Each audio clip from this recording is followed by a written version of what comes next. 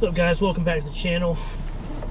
Trying this with the GoPro. I got it hooked up in the patrol car right now, and I got some other stuff coming the next week or two for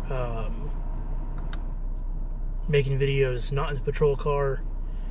We'll see how that goes and where I'll do it. I don't know yet. So real quick, I wanted to talk about my current programming that I have made for myself. So I'm trying to really hit every major lift, compound lift, I would say twice a week. So I'll give you the whole split here.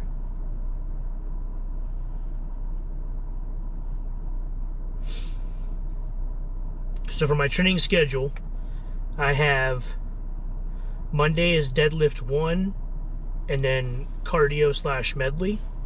Tuesday is overhead press / upper body 1 and cardio. Wednesday is deadlift 2, squat 1. Thursday is log, sandbag, atlas, and then upper 2. And then Friday is squat 2, yoke, cardio, medley. How I have this broke down, I found this, I did a lot of research. I found a program that's supposed to help you almost like force your way to get your deadlift better, and that's obviously need to work on all of them. Being a strongman, you have to be good at everything as much as you can be. But my deadlift, I feel, is lacking for my size. I feel I should be at least able to pull in the 600s with my size, and I have not been able to do that. So during my last competition, we had a wagon wheel deadlift. I was able to get 425 for 3 reps. Obviously, that puts you a little bit higher off the ground, so it's almost like a rack pull versus a full-on deadlift. Still counts as a deadlift. I don't care what you say. But I know I can do 415 one time. I can do it once, take about a minute break, do it again. I can do that 3 times. And then I'm just like, all right, I'm tapping, kind of thing.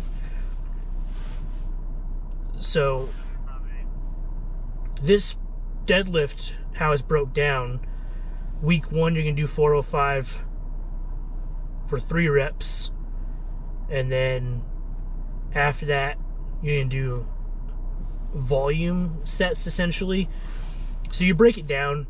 I dropped it down to 315, and I'll be doing that for 4 reps, and that's 6 sets. And then week 2 for 410 pounds for 3 reps. So each week I'm forcing myself to jump up 5 pounds, and I'm still keeping the reps the same. And then I'm always going back down to 315 for the volume work, no matter what. So far, it's been working pretty good. It does force you to get out of your comfort zone, which is great. After that, I'm going to do 3 weeks of that and then do a deload week. I'm thinking about, after this, 10-week program that I got pretty much set up. Well, actually, this would be an 8-week program. Once I get this 8-week program finished, I think I'm going to switch it to a 10-week, to where I do 4 straight weeks of work, and on the 5th week is deload week. That way I can get a 10-week program built. Also on this day, I have underhand barbell rows, farmer's walks or some type of medley carry, trap raises, calves, leg press, abs. So for the cardio for this, I have a medley carry, or farmer's walks.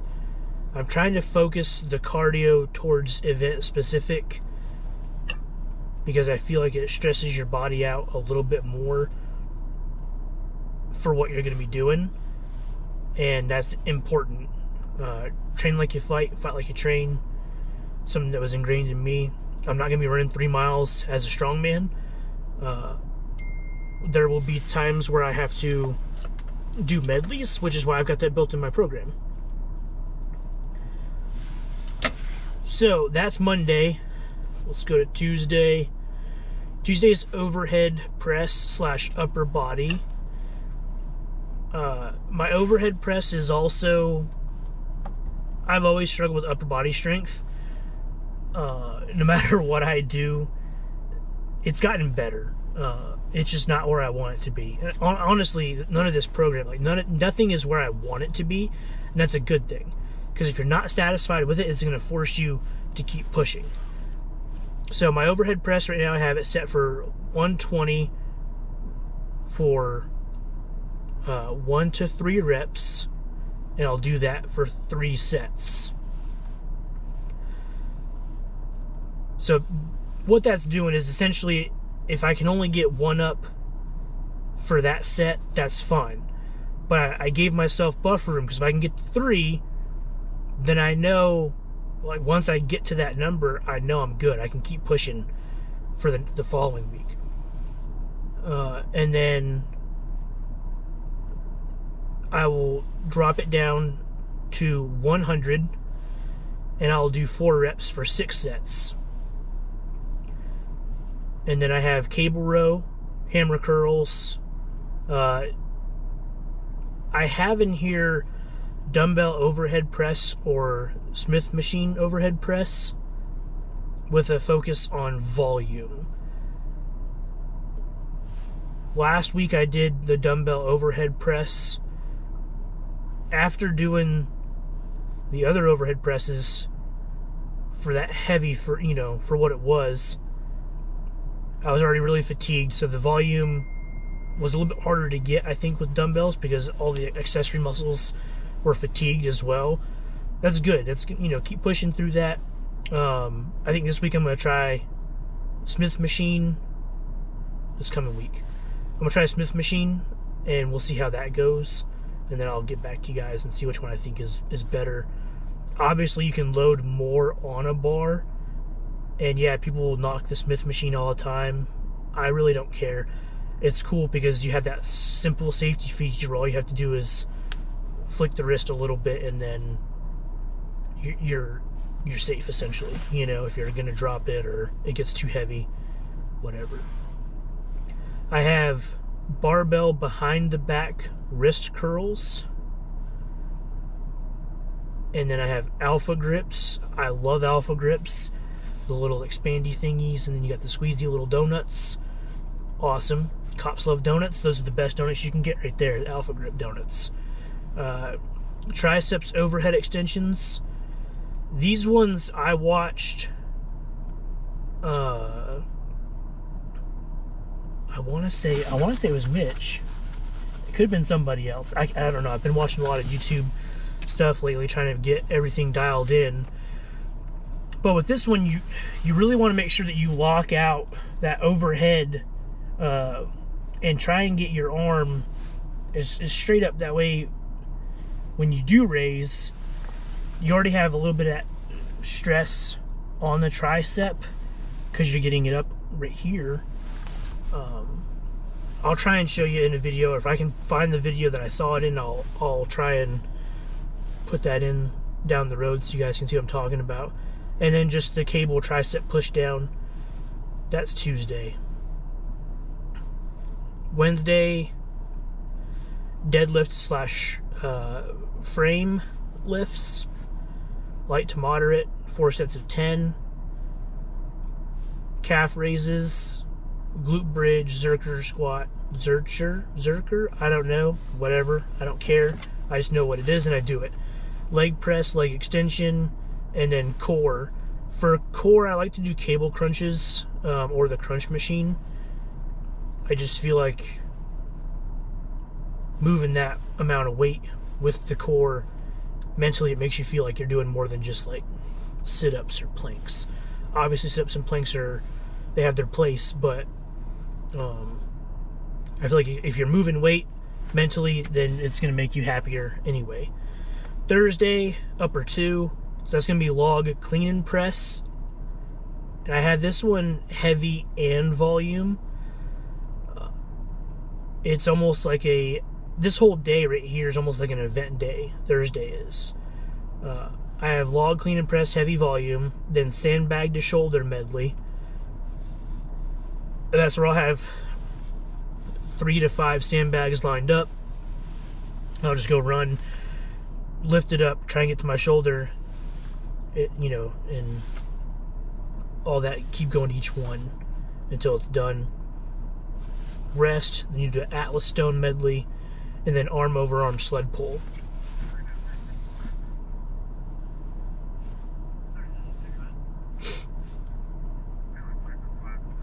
Friday I have back squat. So we already did Zercher squat, whatever it's called, on Wednesday. So Friday I've got back squat, and you're gonna do heavy 3 reps, the same way we did everything else with the deadlifts, and then you're gonna drop the weight considerable, and then do 4 reps, 4 reps, 6 sets. And then I put yoke sprints. Obviously carrying a yoke heavy is hard. When you're moving that much weight and you're moving at a fast pace, I'm going to consider that a sprint, because it's going to take your breath out. Luke Stoltman actually had a yoke kind of sprint medley thing he had posted. I think I saw that almost 3 or 4 years ago. It's essentially what I'm going to try and do with this. You'll run from one point to the yoke. You'll carry the yoke back. You'll run back to where you first were. You'll get a sandbag or dumbbell, Atlas stone, insert whatever. You're going to carry it back to the yoke. You're going to run the yoke back. Then you're going to run back, carry that implement back.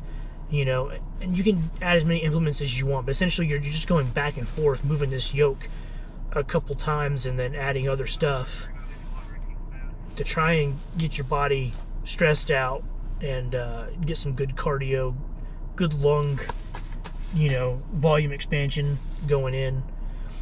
And this day, since I've only got that going on, it really gives you room to add in anything else that you want to focus on, anything like you feel you missed throughout the week, any accessory work you want to do. That's my current split right now. So the Strongman challenge I have coming up, here's the events. This is in April. That's why I'm trying to get dialed in now. Sandbag to shoulder. You're going to be 3 separate bags. Viking press. It didn't put on there if it's going to be a 1 rep thing. I'm thinking it's going to be a press away. Then you have the mammoth bar deadlift, Hercules hold, and the apex squat. I have never dealt with a mammoth bar before. I hear it has a little bit more whip in it. I'm just going to do full send on that day. Hercules hold, I've never done that before. There's really not a whole lot of ways to train for that other than making sure that your grip strength is good, shoulder strength, traps,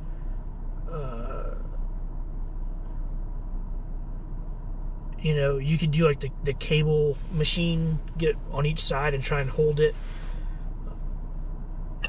Apex squat, I've never even done that, but I'm just going to focus on regular squats and I'll noodle my way through the rest. Let me pull up the weights here for everything for the event. I got it saved in my pictures here. Okay, so I'm going to do the novice men's single class So for this one, we have sandbag to shoulder medley. It's a 150-pound sandbag, 175, 200, and 215. Viking press is set at 140, so it looks like it's going to be a press away. And the mammoth bar deadlift is set at 355, so it sounds like it's going to be reps as well. The Hercules hold weight has TBD listed, and so does the Apex squat. So once we get closer to time, they'll release those. If I was to compete in the open for my weight class, it would be a 200-pound, 215, 250, and 270 for sandbag to shoulder medley, a 200-pound Viking press, and a 495 mammoth bar deadlift. What I'm shooting for, my goal, I want to get 600 on deadlift before I get to this competition. I know it's a hike. It's going to be a lot to get there. That's my goal. For the overhead press, I do want to get at least 220 for Viking press. And then sandbags, yeah, as long as I can lift him and get him the shoulder, cool, that's great. If I could get the 300-pound one to shoulder, then I know I can get the rest. So I'm going to start focusing mainly on that 300-pound bag. Because if you can get that one there, you know, let's say you just did that one 4 times in a row, and that's how you trained every time, then the rest are going to be simple, you know. So that's my goal. Right now, I already feel I could get, I know, at least 3 reps on Viking press at 140, maybe more, just because you get to use your knees a little bit to drive that explosiveness. The mammoth bar deadlift at 355, I know I can get that, obviously. It boils down to that whip. I don't know. I've never been with a mammoth bar deadlift. That whip kind of is mind-fucking me, but we'll see. I know I can get 425 up with the axle or the wagon wheel deadlift, so this 355 shouldn't be that hard. And if I do compete in my weight class in the open, 495, so my current, I'm at 420. That's 70 pounds more than what I can do, or what I have done. Everything with the strongman competition changes when you get there too, because you hear the crowd cheering you on and yelling. The people, you tend to usually perform a little bit better than what you do in your home gym, and or in any gym for that matter. So yeah, that's what I got coming up. That's my program for the moment. I'm going to try and do this for the next 8 weeks, and then see if I need to make any changes, and we'll go from there. But in the meantime, feel free to comment or ask any questions that you have. If you have any positive inputs or things that you think I should change up, let me know. I'll look into it. I'm here to help you guys, and you guys are here to help me eventually, whoever watches this. And if you do watch this and you think it's funny, or you just want to follow the journey, whatever, please hit the bell, subscribe, give a thumbs up. If you don't like anything, at least still give a thumbs down. That way I know that you watched the video. You know. Other than that, y'all have a good day, and keep calm.